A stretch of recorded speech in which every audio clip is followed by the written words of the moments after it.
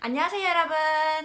오늘은 제가 저번에 말씀드렸던 마카오 항공을 다니다가 어떻게 홍콩 드래곤 에어에 오게 됐는지, 사실 홍콩에서 그때 면접 봤을 때는 홍콩 현지인들만 모집하는 그런 면접이었어요. 홍콩 아이디를 가지고 있는, 그러니까 한국의 주민등록증 같은 그런 걸 가지고 있는 사람들만 면접 참여가 가능했었어요. 왜 오게 됐는지, 그리고 면접 과정 절차는, 그런 것들에 대해서 알려드릴게요. 그때가 에어 마카오를 다니고 있을 1년 정도 안 됐었어요. 그때 저희 룸메이트 중에서 홍콩댁이라고 하는 유튜버가 함께 있었어요. 2013년 1월에 최종 합격을 하였고 입사를 하게 됩니다.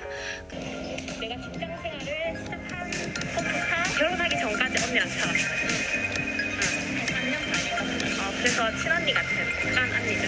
그 친구가 어느 날 한 번은 언니야, 홍콩에 드래곤 에어라고 항공사가 있는데 우리 면접 한번 보러 안 갈래? 이러는 거예요. 왜냐면 그때 저는 정말 홍콩을 자주 갔어요. 제가 일주일에 한 번씩 홍콩을 다녔어요. 그냥 쉬는 날에 무조건 홍콩 가고 홍콩에서 놀다가 마카오 들어오고 그랬었거든요. 제가 홍콩을 좀 좋아하니까 홍콩댁이 저한테, 그 예전에는 이슬이었어요. 이슬이가 저한테 가볼래? 이렇게 하는 거예요. 그래서 그래 그럼 한번 가보자. 뭔데? 이러니까 드래곤 에어라는 항공사인데, 저는 그때까지 듣도 보도 못했었거든요. 드래곤 에어가 뭔데? 이러니까 부산에 취항지가 있대요. 부산에 취항을 했으면 지금 마카오에서 부산 가려면은 거쳐서 가야 되는데 한 번에 갈 수 있으니까 너무 좋은 거예요. 그래 한번 가보자 이래가지고 갔어요. 그 면접은 아침에 선착순으로 대기표를 주고요. 그 대기표를 받은 사람들만 면접 참여 가능했는데 이틀 동안 지원자를 받고 면접을 봤었어요. 저는 아침에 진짜 번개같이 가려고 그 전날 홍콩에 도착을 해서 홍콩에서 하루 머물렀다가 이제 공항으로 갔어요. 회사 앞에 내렸는데 건물을 보니까 생각보다 좀 좋은 거예요. 건물도 좀 크고 되게 있어 보이는 그런 건물이었거든요. 왜냐하면 회사 앞에 비행기 모양도 있고 진짜 굉장히 조금 생각보다 큰데, 사실 정보가 거의 없는데 그냥 한번 어떻게 하나 가보자 이래 갔는데 생각보다 회사가 좋으니까 나 이 회사 가고 싶다 이 느낌 드는 거예요. 그래가지고 면접을 보러 갔는데 홍콩 친구들은 면접 복장이 모나미 스타일인 거예요. 검은 정장에다가 안에 흰 블라우스 입고 홍콩 친구들이 많이 몰려있길래 그쪽에 갔어요. 역시나 그쪽에서 번호표 받는 곳이었어요. 저도 번호표를 받고 싶어서 거기 줄을 섰는데 줄을 서보니까 친구들이 또 뭔가 다른 종이를 가지고 있는 거예요. 저도 그 종이 받고 싶어가지고 누구한테 받아야 되나 하고 여기 두리번 보고 있었어요. 그랬는데 어떤 아주머니 한 분이 계시는 거예요. 사실 뭐 아주머니라고 하기도 좀 그래요. 그냥 나이대가 한 40대 정도 넘어 보이시는 분 계시는 거예요. 나머지 분들은 다 승무원 유니폼을 입고 계셨고요. 그래서 저분한테 물어봐야겠다. 승무원 유니폼을 입으신 분들은 굉장히 바빴기 때문에 저분한테 한번 여쭤볼까 싶어가지고 나 한국 사람인데 마카오에서 항공사 다니다가 지금 여기 채용 있는 소식 듣고 왔다 이렇게 얘기하니까 그랬어? 이러면서 여권을 한번 보자시는 거예요. 그래서 제 여권을 이렇게 보시더니 그래 마카오에서 홍콩 오는 거는 불편하지 않았니? 어렵지 않았니? 이러면서 어떻게 우리 회사의 정보를 이렇게 유심히 보다가 이렇게 알게 돼서 왔니? 이러면서 정말 대단하다. 그러면은 너에게는 한번 내가 기회를 줄게 이러는 거예요. 사실 제가 그분한테 여쭤보지 않았다면은 아마 기회를 못 받고 그냥 돌아갔을지도 몰라요. 왜냐하면은 그분이 알고 보니까 저희 회사 1기 승무원이자 모든 승무원들의 매니저는 가장 높으신 분이었던 거예요. 그래서 그분이 제가 홍콩 아이디가 없지만 면접 한번 봐라 이렇게 얘기를 할 수 있었던 거예요. 아니었다면 그냥 힘들게 왔다가 돌아갔겠죠. 그래서 당일날 면접을 볼 수 있었는데요. 처음에 제가 이력서를 가져갔는데 이력서를 안 받는 거예요. 근데 대신에 어떤 조그만한 종이를 주더라고요. 그 종이 안에는 이름, 연락처, 이메일 주소 이거밖에 안 적는 거예요. 다른 거 아무것도 안 적었어요. 뭐 나이고 뭐고 아무것도 없는 거예요. 그걸 적어가지고 냈어요. 그리고 나서 수험 번호를 받고 다 같이 이제 한 곳에 모여 있었거든요. 거기서 제가 조금 약간 뒤편에 서 있었거든요. 진짜 홍콩 친구들은 저도 나름 일찍 갔는데 더 빨리 왔던가 봐요. 그 옆에 있는 친구가 옷에 자켓에 뭔가 하얀 게 묻어 있는 거예요. 그래가지고 이거 잘 됐다. 이거 조금 약간 눈에 띌 수 있는 찬스다. 바로 뒤쪽에 그런 승무원분들 뭐 도와주시는 분들이 앉아 계셨거든요. 그래서 가방에서 싹 그 물티슈 있잖아요. 그걸 딱 꺼내가지고 야 여기 너 묻었다면서 막 닦자면서 그렇게 막 닦아줬어요. 그리고 일부러 또 막 더 친절한 척 하려고 하고 막 승무원 유니폼을 입으신 분이 진행하는 과정에 필요한 뭐 펜이라든지 뭐 종이를 줬다. 그러면은 뭐 고맙다고 얘기하고 항상 웃는 얼굴로 하고 면접장 안에 들어가서가 아니라 면접 바깥에서도 좋은 태도를 보이려고 어차피 그분들도 관계자잖아요. 면접 진행하는 사람은 아니지만 그래도 나중에 혹시나 말이 들어갈 수도 있잖아요.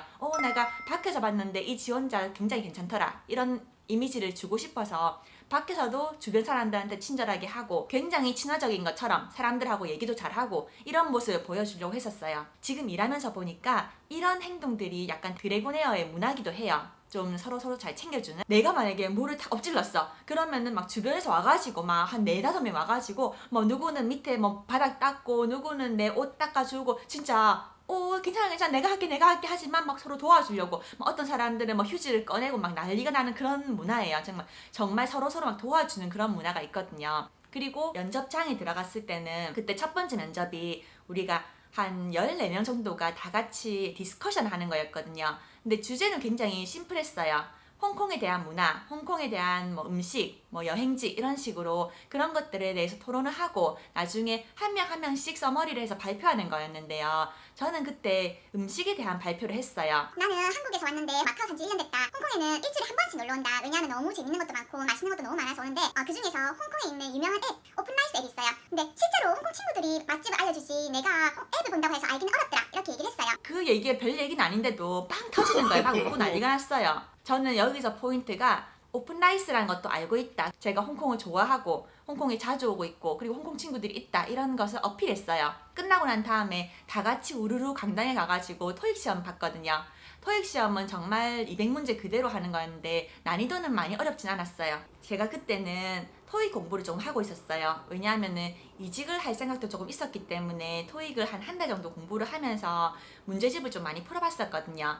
그래서 당황하지 않고 토익 시험을 봤던 것 같아요. 시험을 보고 난 다음에 이제 문자로 연락이 온대요. 그날 한 2시간쯤 지났을 땐가 연락이 온 거예요. 그래서 합격했다고 일주일인가 2주일 정도 후에 면접을 다시 보러 오라고 하는 거예요. 그리고 그 다음 날에는 우리 룸메이트 이슬이가 제가 면접을 잘 보고 와서 그 친구도 기운은 없고 이제 면접 보러 갔대요. 사실 그 친구가 나중에 얘기하기로는 만약에 내가 안 갔으면은 본인 안 갔을 거래요. 그냥 어차피 홍콩 아이디가 있는 사람들만 가능한 건데 내가 가서 뭐 안 될 수도 있는 건데 굳이 뭐 배값 날려가면서 뱃삭이 거의 5만 원이거든요. 면접을 보러 갔는데 면접을 못 보면은 너무 돈이 아깝지 않겠느냐 그래가지고 면접을 아마 안 보러 갔을 건데 내가 간다고 하니까 나도 가볼까 해서 면접 준비를 같이 하고 그리고 제가 갔다가 오니까 진짜 되네 가볼까 이렇게 된 거예요. 그래서 그 친구도 면접을 보게 됐고요. 이슬이 저희 룸메이트도 합격을 같이 했어요. 이거는 1차만 합격을 한 거고요. 2차 준비하기 전에 이력서를 회사로 보내더라고요. 온라인 홈페이지를 통해서 자기 이력서를 작성했는데 그렇게 이력서를 보내고 나서 나중에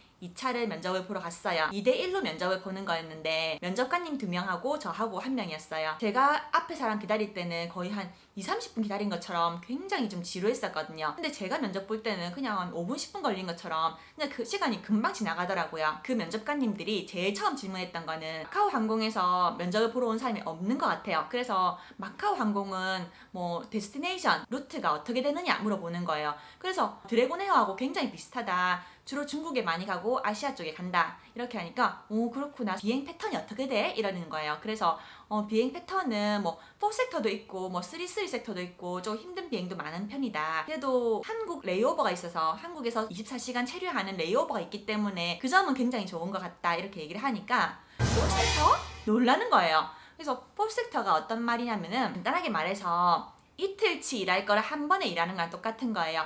예를 들면은 오늘 제가 마카오에서 닝부로 갔다가 닝부에서 마카오로 와요. 이제 도착을 했으니까 끝나는 게 아니라 샤몬으로 갔다가 샤몬에서 마카오로 돌아오는 거예요. 그래서 목적지를 2군데를 찍고 오는 거라 가지고 이착륙을 하는 횟수가 굉장히 많잖아요. 그래서 꽤 힘들어요. 하루에 4섹터를 한다 그렇게 얘기를 하니까 와 굉장히 힘들겠는데 우리는 그 정도는 없는데 하면서 굉장히 힘들겠다 얘기를 하시는 거예요. 근데 지금 생각해보면 사실 그때 마카오 항공 다닐 때는 서비스가 드래곤에어처럼 그렇게 많지는 않았어요.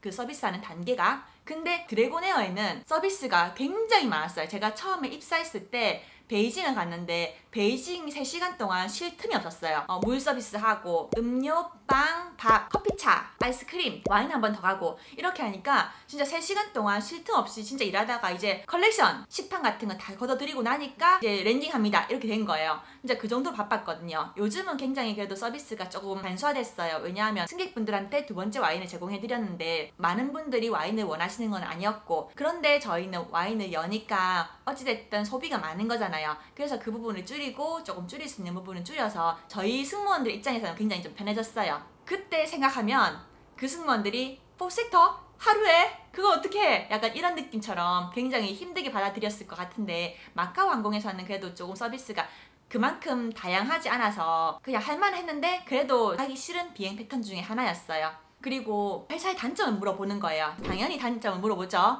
어떻게 회사를 생각하는지 궁금하니까. 그래서 예상 질문이 있었어요. 제가 질문을 받자마자 네, 제가 지금 다니고 있는 항공사의 단점은 이렇습니다 라고 이야기하면 너무 생각한 것 같잖아요. 그래서 제가 미리 생각해갔는데 그때 바로 생각이 안 나는 척. 글쎄요.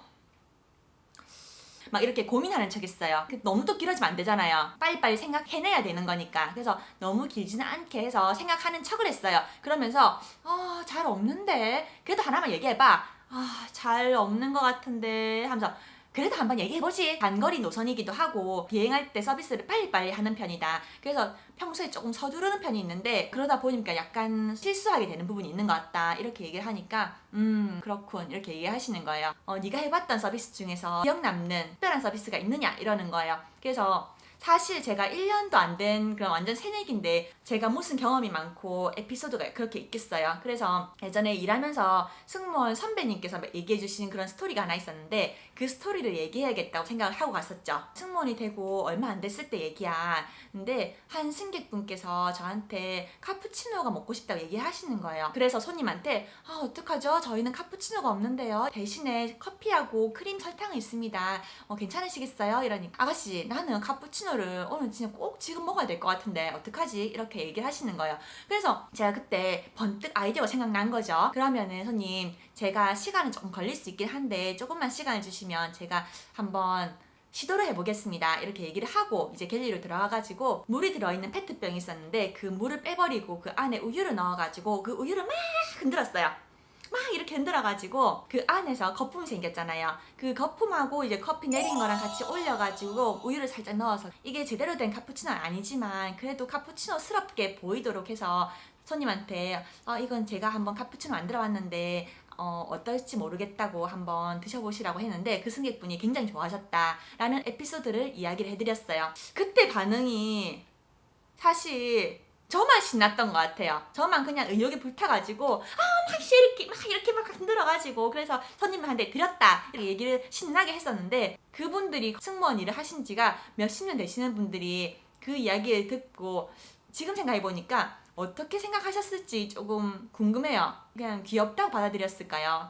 지금 생각해보면 제가 만약에 면접관 입장에서 그 이야기 들으면은 그래 그래 약간 이런 느낌?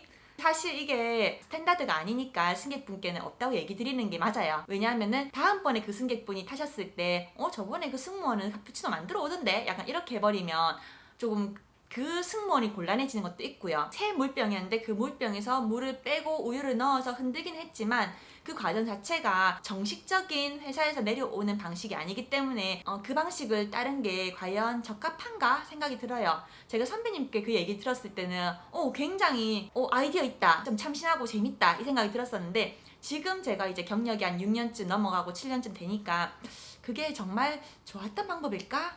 약간 그런 생각이 조금 들어요. 굉장히 분위기는 좋았었고 저는 이제 그 면접을 잘 보고 나왔다고 생각을 했어요. 그 룸메이트 친구도 언니야 나도 이제 합격한 것 같다 약간 이런 느낌 받고 왔대요. 우리가 한 달쯤 기다려도 연락이 안 오는 거예요. 아이고 이게 떨어졌는갑다, 이거 진짜 떨어졌는갑다, 우리 그냥 안 됐는갑다, 괜히 헛물 켰다 약간 이런 생각이 들었어요. 우리 그냥 좋은 경험했다 이렇게 생각하자 이렇게 얘기를 했어요.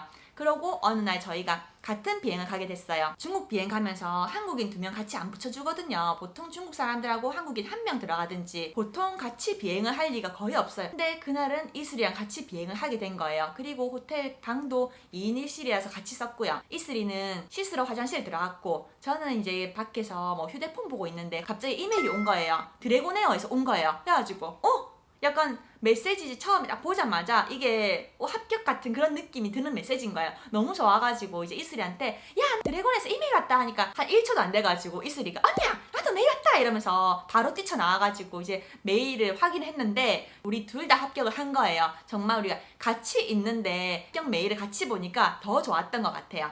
여기까지 제가 마카오 항공에서 지금 현재 드래곤 항공에 오기까지 면접 스토리였습니다. 그럼 다른 재밌는 영상으로 만나요. 안녕!